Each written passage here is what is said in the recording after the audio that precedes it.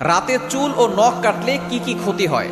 আমাদের সমাজে অনেক ধরনের কথা আছে যে রাতের বেলা চুল কাটলে অভাব চলে আসে, এবং রাতের বেলা যদি নখ কাটে তাহলে তার জীবনে বিপদ চলে আসে, সে অসুস্থ হয়ে যায়, আস্তে আস্তে তার জীবন থেকে বরকত উঠে যায়, সে দরিদ্র হয়ে যায়, ফকির হয়ে যায়। এই ধরনের অনেক কথা আমাদের সমাজে আছে। মনে রাখবেন, ইসলাম আমাদেরকে পরিপূর্ণভাবে বুঝতে হবে, মানতে হবে, কারণ আমাদের কিছু কুসংস্কার রয়েছে, এগুলোর ভিতরে যদি আমরা থেকে যাই তাহলে কিন্তু আমাদের ইবাদত আস্তে আস্তে কিন্তু নষ্ট হয়ে যাবে।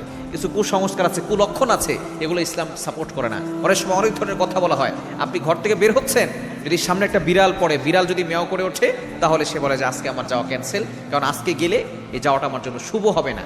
শুভ অশুভ এগুলো ইসলামে নাই, শুভ লক্ষণ অশুভ লক্ষণ এগুলো ইসলাম সাপোর্ট করে না। এজন্য আমাদেরকে অবশ্যই সতর্ক থাকতে হবে। এই যে রাতের বেলা চুল কাটা, এরপরে নখ কাটা, এতে কোনো সমস্যা নাই, ইসলাম এ ব্যাপারে নিষেধ করে নাই।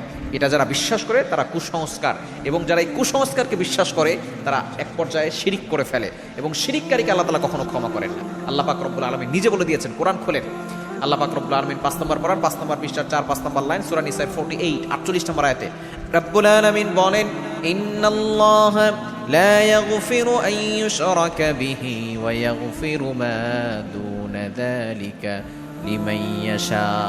আল্লাহ পাক রব্বুল আলামিন সব গুনাহ ক্ষমা করেন, কিন্তু যারা শিরিক করে আল্লাহ তাআলা তাদেরকে কখনো ক্ষমা করেন না।